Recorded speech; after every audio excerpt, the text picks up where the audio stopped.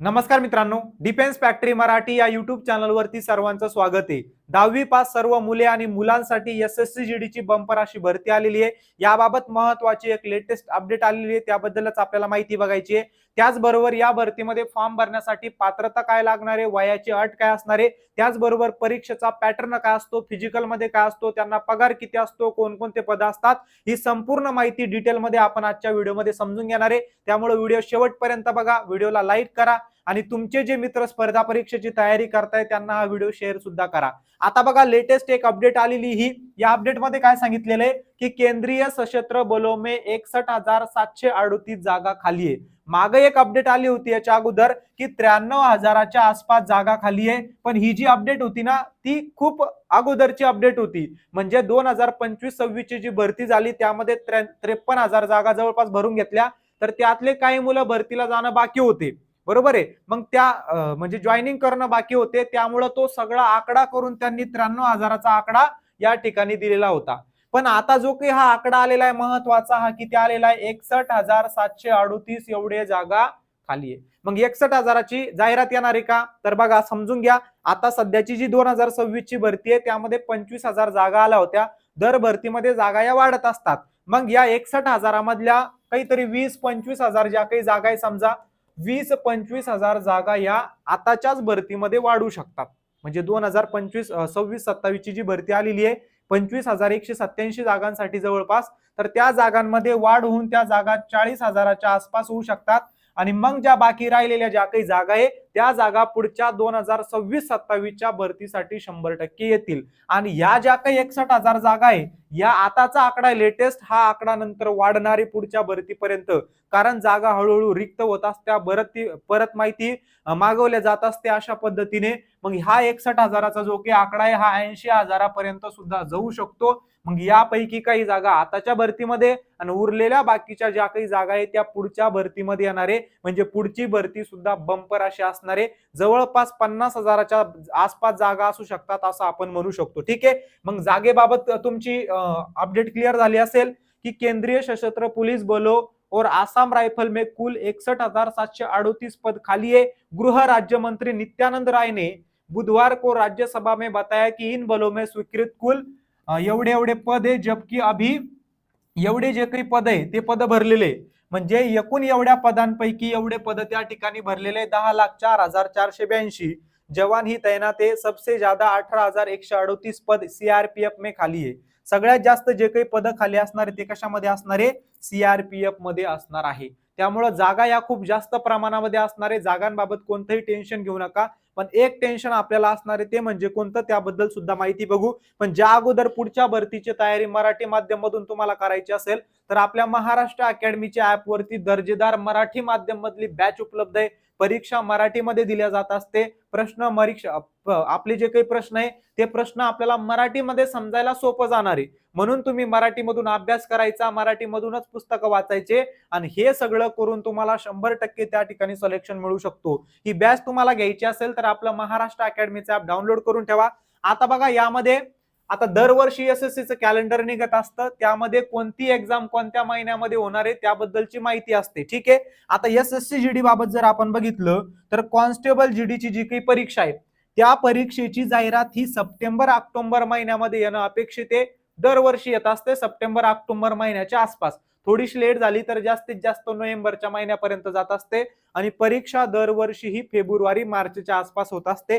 इथं सुद्धा यांनी माहिती दिलेली बघा, जानेवारी-मार्च 2027 मध्ये काय होणार आहे, परीक्षा होणार आहे। कारण परीक्षा जवळपास 1 महिना ते सव्वा महिना चालत असते। आता मागची परीक्षा सुद्धा थोडीशी लेट झाली होती, पण येणारी जी काही भरती आहे त्या भरतीची परीक्षा फेब्रुवारी-मार्च मध्ये होणं 100% फिक्स आहे।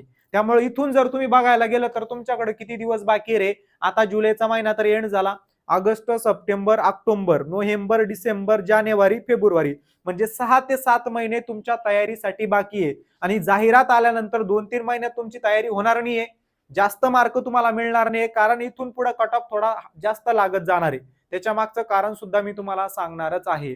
पण जाहिरातीसाठी, ऍक्च्युअल परीक्षेसाठी तुमच्याकडे 6-7 महिने अजून बाकी आहे। या 6-7 महिन्याचं नियोजन करून चांगल्या पद्धतीने जर तयारी केली तर 100% तुम्हाला त्या ठिकाणी यश मिळू शकतो। ठीक आहे, आता बघा यामध्ये पात्रता काय असणार आहे, तर शैक्षणिक पात्रता ही फक्त 10वी पास असणार आहे सर्वांसाठी. सर्व मुले आणि सर्व मुलींसाठी शैक्षणिक पात्रता ही फक्त 10वी पास असणार. मुलींसाठी सुद्धा ही भरती असते आणि मुलांसाठी ही भरती असते, लक्षात ठेवायचं. जर उंची जर आपण बघायला गेलो तर मुलांसाठी उंची ही 170 सेंटीमीटर लागणार आहे आणि मुलींसाठी उंची फक्त 157 सेंटीमीटर लागणार आहे, एवढं लक्षात ठेवायचं. याच्यामध्ये एस टीचे जे काही विद्यार्थी असतात त्यांना आपली जी काही उंची आहे उंचीमध्ये सूट मिळत असते. ठीक आहे, मग मुलांसाठी उंची किती लागणार आहे, 170 सेंटीमीटर, मुलींसाठी 157 सेंटीमीटर लागणार आहे. वय जर बघायला गेलं तर जनरल कॅटेगरीच्या विद्यार्थ्यांना 18 ते 23 वर्ष एवढी वयोमर्यादा असणार आहे आणि ओबीसीच्या विद्यार्थ्यांना 18 ते 26 वर्ष आणि SC STच्या विद्यार्थ्यांना 18 ते 28 वर्षापर्यंत या भरतीमध्ये फॉर्म भरता येणार आहे. मग जे जे विद्यार्थी या सर्व पात्रतेमध्ये बसत असेल त्यांनी बिलकुल बी या भरतीमध्ये फॉर्म भरणं सोडायचं नाही. ठीक आहे, प्रत्येकानं फॉर्म भरायचा आहे. ठीक आहे, आला लक्षामध्ये आता वय. त्यानंतर महत्वाची एक अपडेट ही पण येते की RPF ची जी काही भरती घेतली जात असते दरवर्षी 7-8 हजार जागा निघत असतात, तर ही जी RPF ची भरती आहे यावेळेस SSC GD भरती सोबत होऊ शकते. मग SSC GD भरती सोबत जर झाली तर तिकडे तुम्हाला अजून जास्त जागा मिळणार आहे RPFच्या. ठीक आहे, म्हणजे ते पद जर इकडे ऍड झालं तर पण ते अजून फिक्स नाहीये. जर ऑफिशियल माहिती आली, अपडेट आली तर आपण तुम्हाला ती अपडेट देणारच आहोत. ठीक आहे, वयोमर्यादा सगळ्यांना कळाली. आता निवड प्रक्रिया बघा काय होत असते. सर्वात अगोदर एक परीक्षा घेतली जात असते, CBT एक्झाम. त्यानंतर तुमचं फिजिकल घेतलं जात असतं, फिजिकल नंतर मेडिकल, मेडिकल नंतर डॉक्युमेंट व्हेरिफिकेशन, त्यानंतर फायनली या भरतीमधून तुमचं सिलेक्शन होतं. पोस्ट कोणकोणत्या असतात रे, तर BSF ची पोस्ट असते बघा, CRPF ची पोस्ट असते, SSB ची पोस्ट असते, आसाम रायफलची पोस्ट असते, त्यानंतर SSF ची पोस्ट असते. ठीक आहे, आला लक्षामध्ये. CISF ची खूप महत्वाची असलेली पोस्ट असते. अशा महत्वाच्या ज्या काही पोस्ट या भरतीमध्ये असतात आणि ती पोस्ट तुम्हाला 100% मिळू शकते जर तुम्ही चांगल्या पद्धतीनं नियोजन करून अभ्यास केलं तर. आता यामध्ये परीक्षा पद्धतीमध्ये आपण बघूया तर गणिताचे 20 प्रश्न विचारले जात असतात, बुद्धिमत्ताचे सुद्धा 20 प्रश्न विचारले जात असतात. ठीक आहे, त्यानंतर GK चे 20 प्रश्न विचारले जात असतात आणि हिंदी आणि इंग्रजी इथं ऑप्शनल असतं. हिंदी आणि इंग्रजी, एकतर तुम्ही हिंदीचे प्रश्न सोडवू शकतात किंवा इंग्रजीचे प्रश्न सोडवू शकतात, दोन्ही पैकी येऊन. प्रत्येक प्रश्नाला 2 मार्क असतात, म्हणजे प्रत्येक विषयाला किती मार्क झाले, 40-40 मार्क झाले बघा.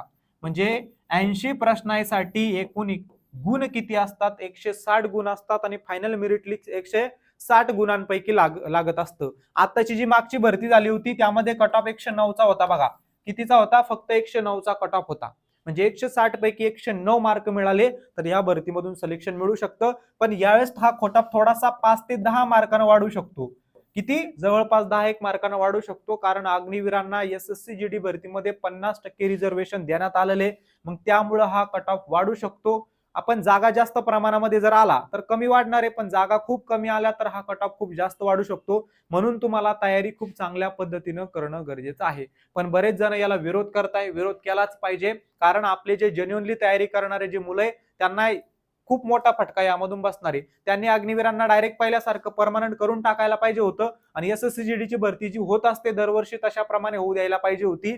पण तसं न करता त्यांनी SSC GD मध्ये असेल किंवा तिकडे SSC CGL मध्ये असेल, अशा प्रकारच्या वेगवेगळ्या भरती प्रक्रियांमध्ये काय केलेले तर अग्निवीरांना त्या ठिकाणी रिझर्वेशन दिलेले. आता पोलीस भरती असेल किंवा महाराष्ट्रातील इतर सरळ सेवा असेल त्यामध्ये सुद्धा अग्निवीरांना आरक्षण मिळण्याची खूप जास्त शक्यता आहे. ठीक आहे, आणि यामध्ये निगेटिव्ह मार्किंग फक्त 0.25 असते बघा.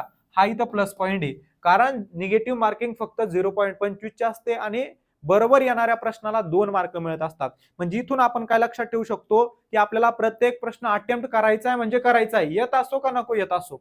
कारण मला सांगा, आता जर तुम्ही 10 प्रश्न आहे, या 10 प्रश्नामध्ये तुमचे जर 4 प्रश्न बरोबर आले, किती, 4 प्रश्न, तर तुम्हाला गुण किती मिळणार आहे, 8 गुण मिळणार आहे. अंदाजे टोले का मारले, 10 प्रश्नांपैकी फक्त 4 प्रश्न बरोबर आले तर 8 गुण मिळतील आणि 6 प्रश्न जर चुकले तर 6 गुणेला 0.25 म्हणजे 3 मार्क. 3 मार्क तुमचे वजा होणार आहे. 8 मधून 3 गेले 5 मार्क, तरी तुम्ही प्लस मध्येच ना. जरी तर 3 मार्क, 3 क्वेश्चन बरोबर आले तर 6 गुण होतात.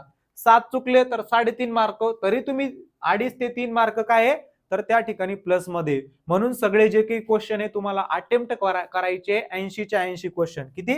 80च्या 80 क्वेश्चन तुम्हाला अटेम्प्ट करायचे आहे. अशी परीक्षा पद्धत त्या ठिकाणी असणार आहे. फिजिकल मध्ये बघा मुलांसाठी 5 किलोमीटर रनिंग असणार आहे, म्हणजे 5000 मीटर रनिंग असणार आहे आणि ती तुम्हाला 24 मिनिटामध्ये क्वालिफाय करावं लागणार आहे. ठीक आहे. आणि मुलींसाठी 1600 मीटर असणार आहे. मुलींसाठी किती असणार आहे? 1600 मीटर आणि 8.5 मिनिटामध्ये असणार आहे. आणि हे क्वालिफाईंग असणार आहे, याला कोणतेही मार्क नसतात. एवढ्या टायमिंग मध्ये तुम्ही तेवढं जे काही अंतर आहे ते पळाले पाहिजे. जर नाही पळाले तर तिथूनच तुम्ही भरती प्रक्रियेमधून बाद होतात. यानंतर मेडिकल या भरतीमध्ये महत्वाचं असतं बरं का. मेडिकल या भरतीमध्ये खूप जास्त महत्वाचं असतं. फिजिकल नंतर मेडिकल घेतलं जात असतं. अशा पद्धतीनं ही संपूर्ण भरती प्रक्रिया असते. अजून तुम्हाला कोणता डाऊट असला तर नक्की तुम्ही कमेंटमध्ये विचारू शकतात. आता या भरतीची तयारी कशी करायची, कशी प्लॅनिंग करायची, त्याबद्दलचा व्हिडिओ आपण लवकरात लवकर घेऊन येऊ. तुम्हाला काही अजून डाऊट असल्यास, अडचण असल्यास तुम्ही नक्की कमेंटमध्ये विचारा. जर तयारी करायची असेल तर आपल्या महाराष्ट्र अकॅडमीच्या ऍपवरती ही दर्जेदार रेकॉर्डेड बॅच उपलब्ध आहे. जर तुम्हाला लाईव्ह बॅच पाहिजे असली तर तशा पद्धतीनं तुमच्या प्रतिसादानुसार आपण नवीन बॅच चालू करू. जर तुमचा चांगला प्रतिसाद असला तर 100% नवीन बॅच चालू करण्याचा प्रयत्न करू. तुम्ही तशा पद्धतीनं कमेंट करायचंय, या व्हिडिओला लाईक करायचंय, तुमच्या मित्रांना शेअर करायचंय. त्याचबरोबर आपल्या डिफेन्स फॅक्टरी या चॅनलला सबस्क्राईब करून ठेवा, जेणेकरून इथून पुढे आपण एसएससी जीडी असेल, अग्निवीर असेल, सेंट्रलच्या वेगवेगळ्या भरत्यांची जी काही तयारी आहे ती फ्री ऑफ कॉस्ट करून घेणारे चांगल्या पद्धतीने युट्यूब वरतीच. त्यामुळे आपल्या डिफेन्स फॅक्टरी या चॅनलला नक्की सबस्क्राईब करून ठेवा. धन्यवाद.